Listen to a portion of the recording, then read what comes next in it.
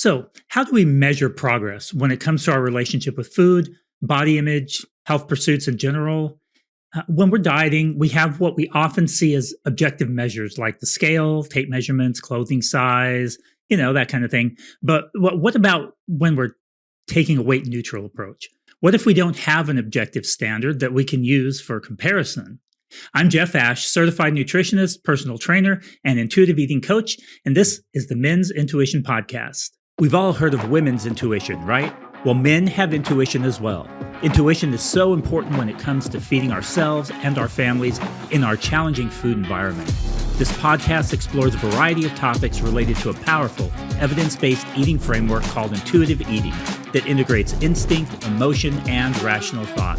My hope is that it will help you finally break free of the perpetual diet cycle. This is the Men's Intuition Podcast. So a question was raised in a Facebook fitness group where I've been a member for several years. Somewhat traditional, often weight-centered topics that are pretty common in this group. As you can imagine, I like to offer an alternative perspective when I get involved in the various discussions in the group. One that takes the focus off weight, and instead we kind of look at the heart of the matter more. Anyway, the question was, what's your method of measuring progress? And then it had an image of a tape measure and a ruler that was with it also. So we could definitely go in so many directions with this, but I thought I'd just touch on some quick points as it relates to our relationship with food in the context of intuitive eating. It can be really challenging to shift our way of thinking about progress away from kind of what we're typically conditioned to think when we're wrapped up in dieting, like the scale and clothing size and fit, how we look in the mirror, tape measurements, step counts, those kinds of things. Those are mostly objective numbers. I mean, the mirror, not so much, but the other ones are numbers that we can jot down in a journal and then see our numbers going down or up, things that can be measured. If you decrease the number, whether it be the size, the scale, weight, inches, then you've, quote, progressed. And if they remain unchanged, you've stagnated or hit a plateau, that kind of thing. We use that language. God forbid they go up unless you're trying to add muscle mass, and then it's still kind of the same thing, just opposite. No gain, you've stagnated, right? But what do we do when we put intentional weight loss or gain on the back burner, and instead we take this weight neutral approach that I talk about all the time when it comes to our health and fitness and nutrition? So when we instead shift our focus from changing our body size, shape, appearance, and instead to healing or improving our relationship with food, how do we measure progress? How do we know if we're improving? I mean, it's easy to fall into the trap of trying to assess our progress with intuitive eating by kind of reverting back to those diet mentality ways of assessing progress, right? Where we see progress as maybe eating when we're hungry, rarely eating past fullness, choosing veggies over Pop-Tarts, moving, always being joyful. Basically, like we're rating ourselves on how well we measure up to each of those 10 principles of intuitive eating. I mean, it's really easy to turn intuitive eating into just another diet, and often people do end up doing that. In reality, what we really want is for the change to be happening at the core of who we are as a person and how we relate to food, not just like changing behaviors. I mean, sure, it's changing behaviors is often a tool we can use to help shift our way of thinking. And that's often kind of where we start is looking at different behaviors and trying to come up with ways to change those, and what behaviors can we change to help start making this progress. We can't really just completely change our way of thinking without actually implementing and putting some things into action to kind of help with that process. It can be a way, though, to move us in the direction we want to go, and our feelings and values then may begin to better align with those behaviors over time. Think about like a troubled relationship. This is something that comes to mind. You feel the spark or the love is not what it once was. You don't want to give up on the relationship, even though you're just really not feeling it. Maybe you feel like you fell out of love, that kind of thing.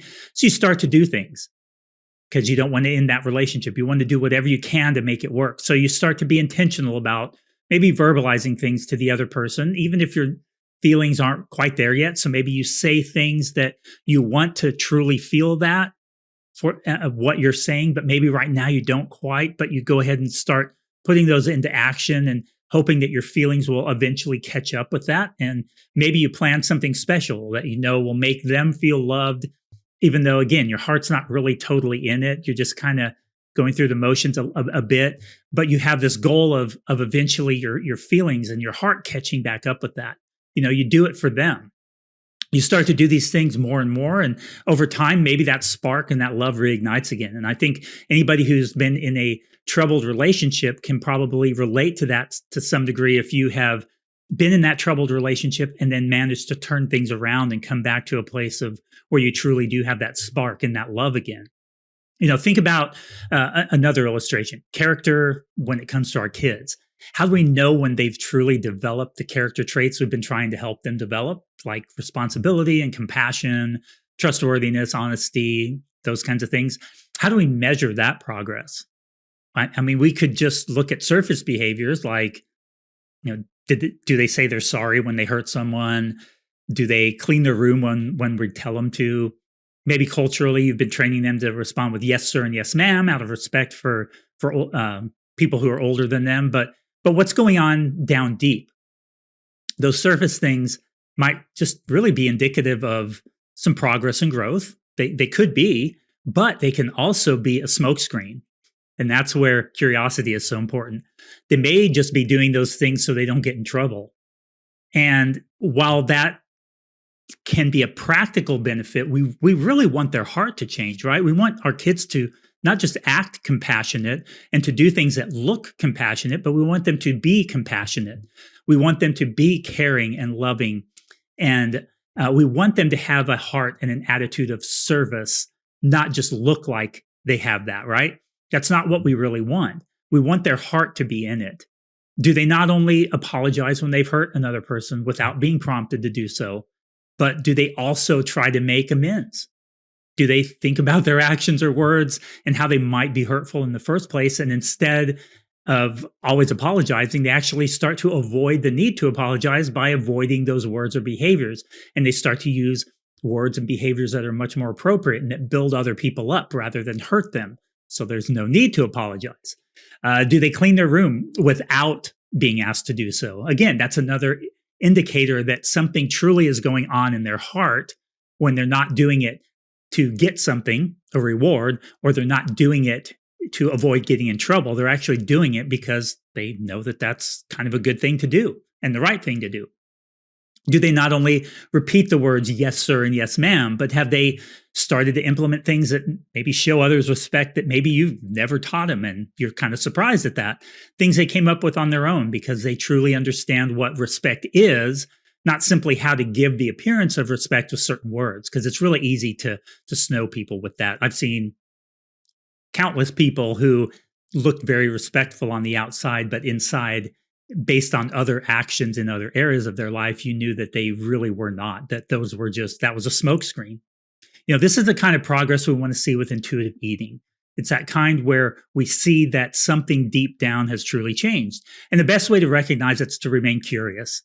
Just like recognizing progress in the development of our kids should be driven by that curiosity and not simply outward appearance.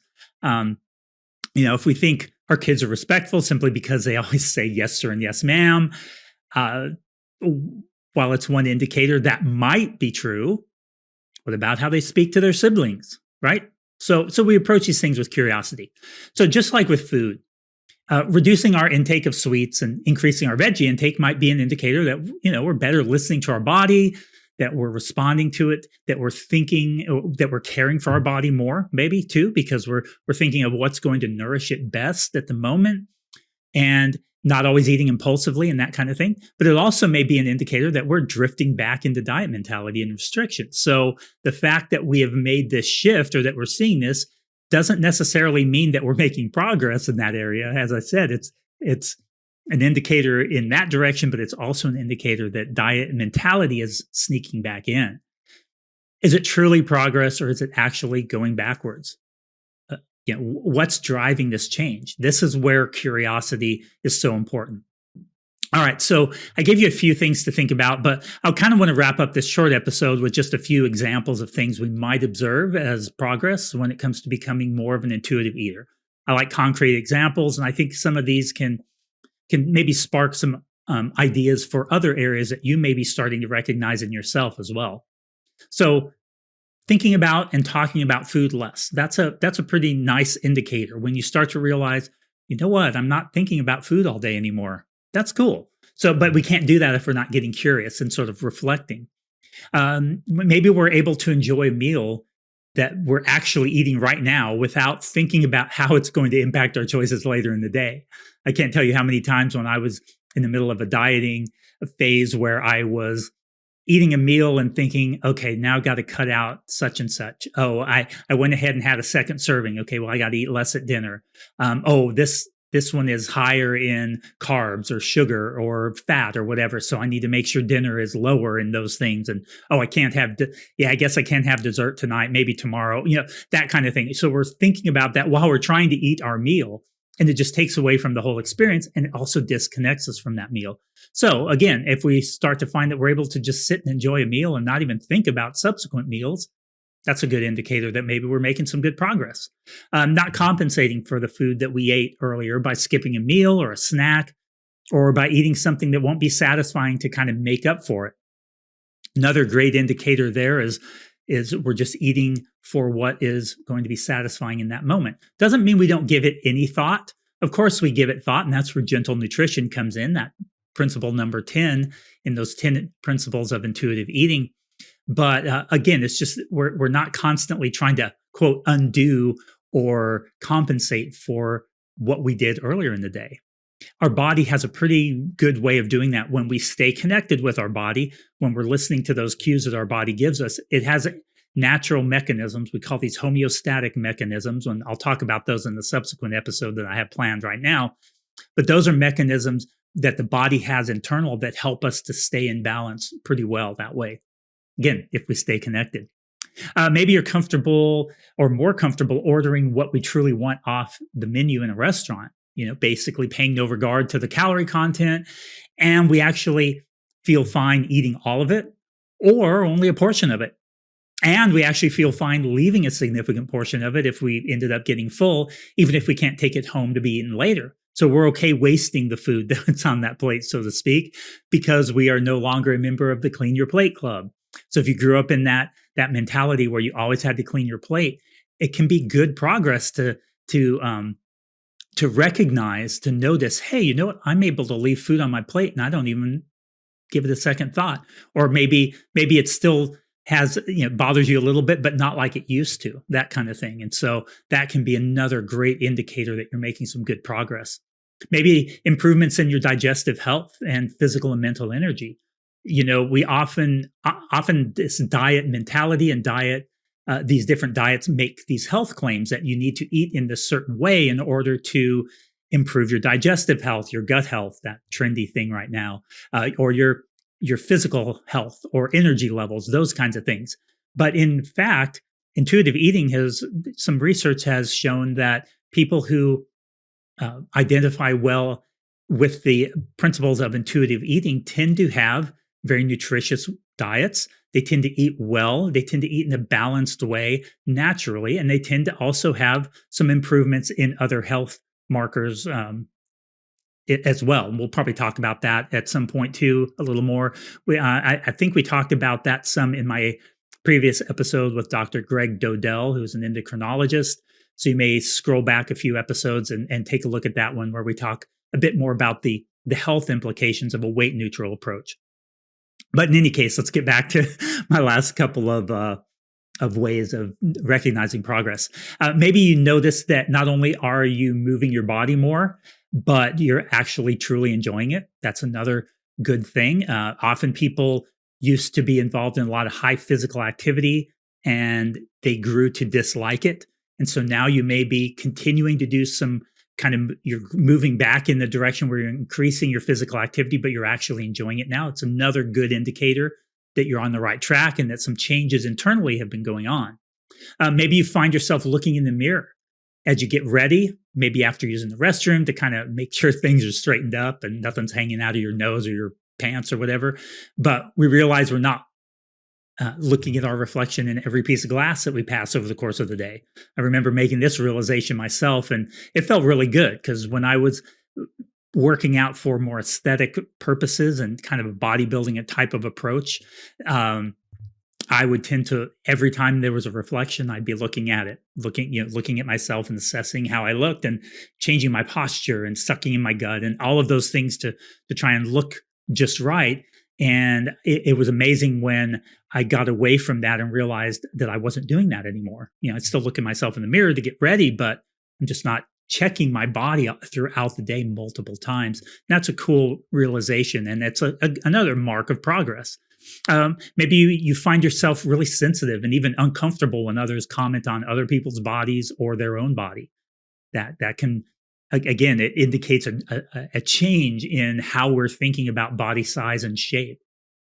And kind of the last one here, we realized we're able to keep previously problematic foods in the house without polishing them off in a single sitting. I mean, this was another big one for me personally: chips and sweets, and even throwing out what's left because we've had enough. I mean, now often if there's a cake or like a cheesecake from a party or something and half of it's left and it's in the fridge, it used to be that I would probably polish that off the next day in its entirety. Now I might have another piece. I might finish it off, but I don't feel this need to finish it off.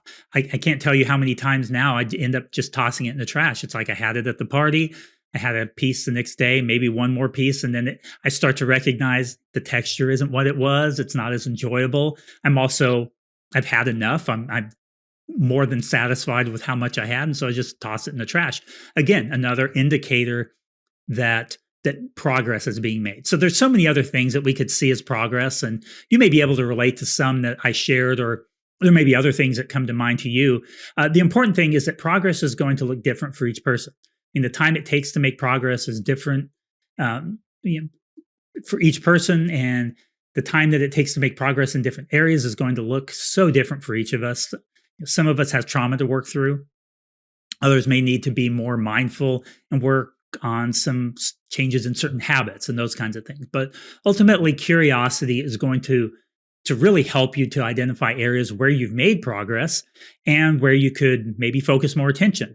And it's when we start to identify those things that gives us that continued motivation and encouragement and excitement that we're on the right track. It's that curiosity that really helps us to know if our actions are truly a reflection of changes in our beliefs and as a result of healing our relationship with food, or whether they are being driven by diet mentality sneaking back in.